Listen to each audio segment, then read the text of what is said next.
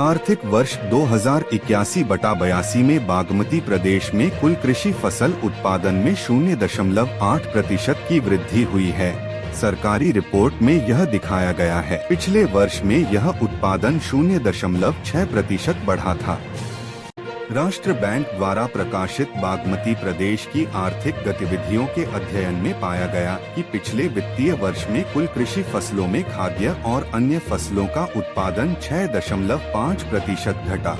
पिछले वर्ष इस तरह का उत्पादन 4.5% बढ़ा था। समीक्षा अवधि में कोदो का उत्पादन 5.2% बढ़ा है। उसी अवधि में धान का उत्पादन 1.1, मकई का उत्पादन 5, फापर का उत्पादन 5.1, गेहूं का उत्पादन 18.5 और जौ का उत्पादन 32.6% घटा है।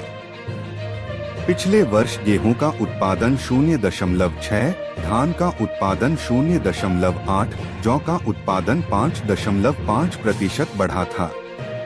उस अवधि में मकई का उत्पादन 0.3, कोदो का उत्पादन 3.1 और फापर का उत्पादन 8.7% कम हुआ था।